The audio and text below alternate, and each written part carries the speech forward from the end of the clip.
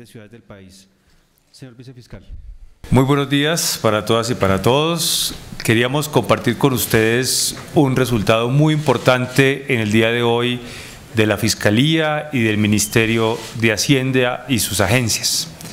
Hemos hoy logrado dar un golpe contundente y desmantelado una organización delictiva encargada, dedicada al blanqueo de capitales, al lavado de activos a través de la comercialización de oro, en concreto a través de la comercializadora internacional Goldex. Este es el caso conocido como Goldex. En el día de hoy se están realizando 26 capturas contra personas involucradas en esta organización criminal, a quienes las fiscalías les reprochará el haber lavado dinero, haber blanqueado capitales por un valor de 2.3 billones de pesos. Las personas que van a ser imputadas, que están siendo capturadas en este momento, son 26, entre ellas el representante legal de la empresa Goldex, John Uber, personas a las que se les imputará los delitos de lavado de activos, falsedad, fraude procesal, concierto para delinquir y otros delitos que podrían acarrear una pena aproximadamente de 30 años. ¿Cuál era el modus operandi de esta organización delictiva? Aquí se trató de la comercializadora, de la exportación de oro por parte de la compañía Goldex, que era comprada a varios proveedores. Existían por lo menos dos tipos de proveedores. Unos primeros, personas naturales, y unos segundos, empresas que podríamos denominar fachadas constituidas para el efecto. La Fiscalía logró establecer que las personas naturales que supuestamente vendían el oro a la empresa comercializadora que después la vendía a Goldex no existían, eran personas que habían muerto o personas cuya identidad por supuesto no pudo ser establecida porque eran inexistentes. Esas empresas que compraban para venderle a la compañía Goldex se estableció que eran empresas que eran recién formadas, pertenecían a los mismos socios, eran constituidas con un bajo capital, pero tenían unas transacciones económicas de unos montos considerables. Esta investigación logró o pudo ser hecha gracias a el trabajo conjunto con la DIAN y con la UIAF. Logramos establecer que la DIAN ya había sancionado a la empresa Goldex en 2010 por precisamente no haber podido soportar correctamente todas sus finanzas. Es claro para la Fiscalía que este es el golpe más importante, más contundente que se ha realizado en Colombia en materia de lavado de activos referidos con el tráfico, con la comercialización del oro. Aquí, por supuesto, detrás de esto hay organizaciones delictivas dedicadas en principio a la minería ilegal. Señor Ministro. Muchas gracias, señor Vicefiscal. En primer lugar, celebrar este operativo. El trabajo conjunto liderado por la Fiscalía General de la Nación, con el apoyo de la DIAN y de la Unidad de Investigación y Análisis Financiero, la UIAF, ha permitido finalmente concluir una investigación de años en la que se buscó conjuntamente identificar a esta empresa que se dedicaba a la compra de oro con procedencia ilegal a través de empresas de fachada, de personas naturales inexistentes, con el ánimo de exportar ese oro y de ingresar al país divisas que constituían lavado de activos. 2.3 billones en transacciones a lo largo de 7 años, del 2005 al 2012. 2.3 billones de pesos que fueron ingresados a Colombia ilegalmente en operaciones de lavado, de blanqueo de activos.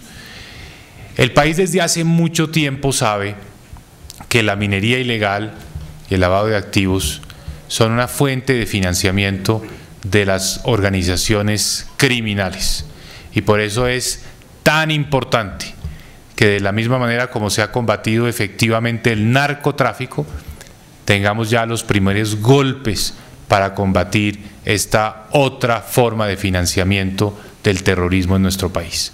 De manera que es un golpe muy significativo, muy importante, porque a estas operaciones a través del oro y de la minería ilegal, pues estamos llegándole, de manera que el país pueda tener la tranquilidad de que esa financiación de actividades criminales tiene una lucha y un combate efectivo en esta alianza institucional que se ha generado y que se ha desarrollado entre la Fiscalía y las entidades del Ministerio de Hacienda. 2.3 billones de pesos son recursos con los que podríamos estar construyendo 55.000 nuevas viviendas gratis en Colombia. Esa es la magnitud de lo que se ha detectado, que se ha identificado que ilegalmente se movía a través de esta empresa Goldex, de operaciones ilegales con el oro. El equivalente de 55.000 viviendas, 55.000 familias en Colombia podrían tener una casa propia si estas actividades ilegales no se desarrollan.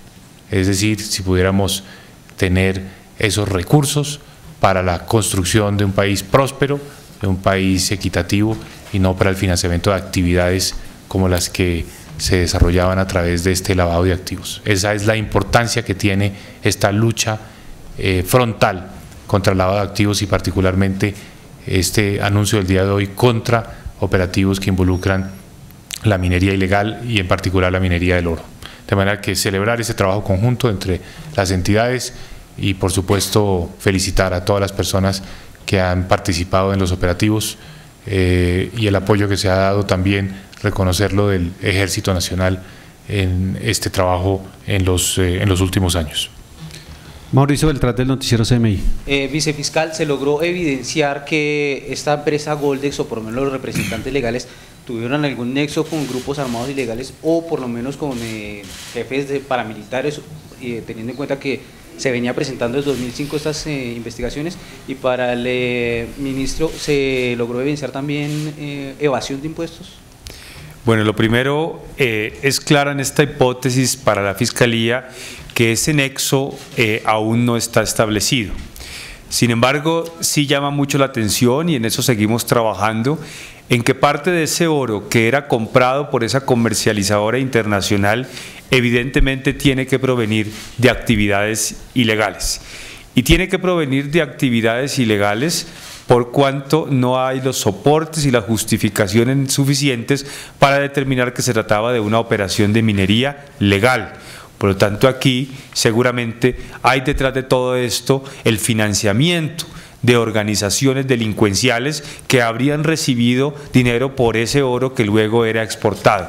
Es decir, aquí nosotros vamos a seguir avanzando en esta investigación, creemos que hay otras hipótesis que hay que explorar. Sin embargo, la hipótesis del lavado de activos, las falsedades, el concierto para delinquir y todas las empresas fachadas y toda esta artimaña delictiva quedó plenamente demostrada y, sobre todo, lo más importante, desmantelada.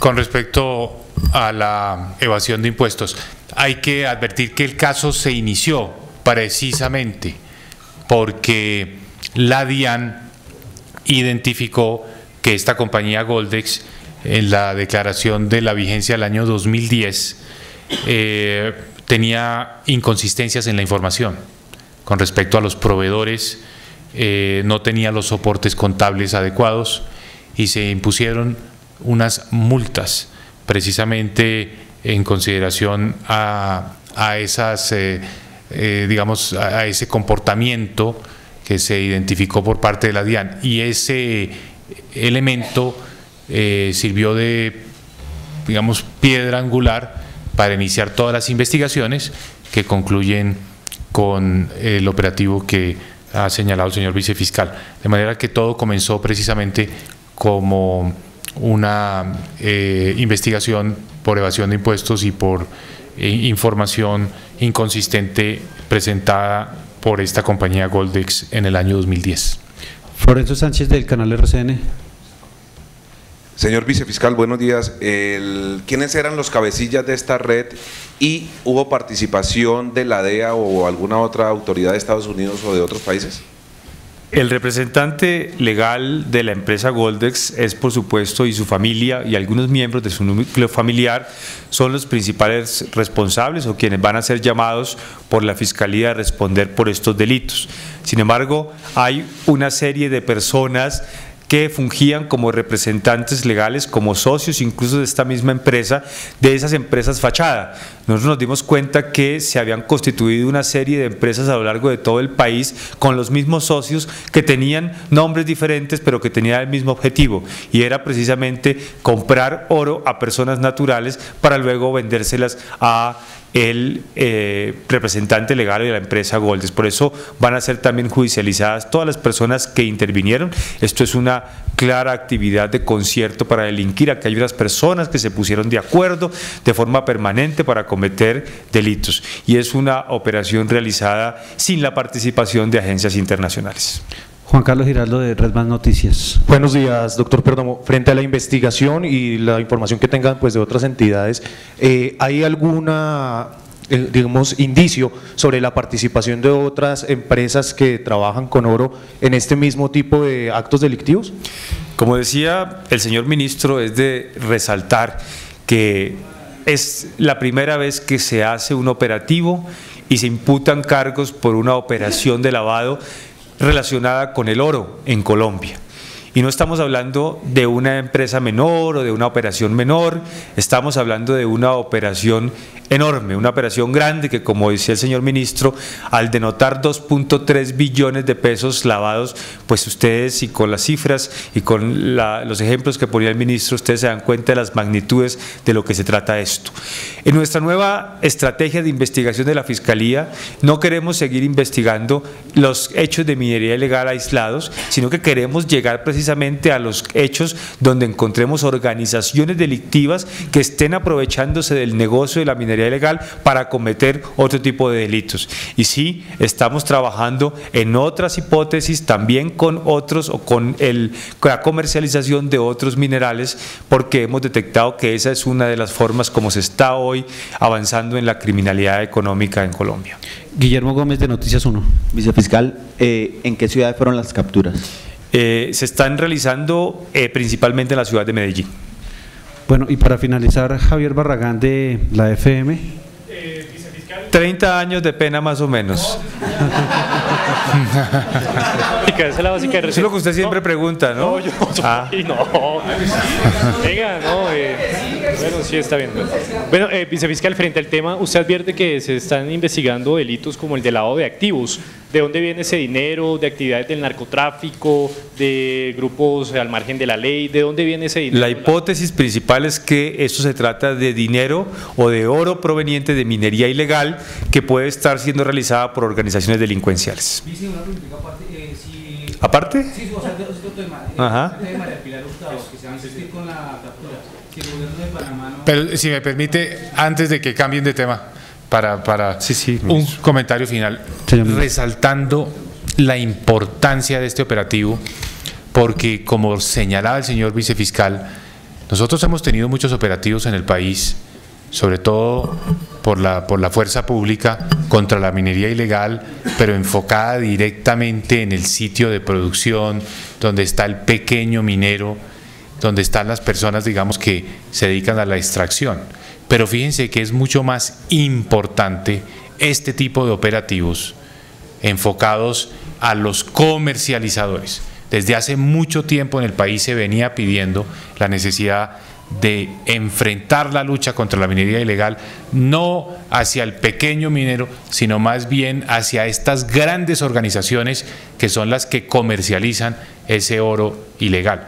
Entonces, esto tiene, digamos, un significado importante. Es como la analogía de, en el caso del narcotráfico, concentrarnos en los grandes carteles y no en el raspachín. Y eso tiene, digamos, una efectividad en la lucha contra la criminalidad muchísimo mayor. Por eso la importancia y el significado de este operativo, que es el primero de este tipo.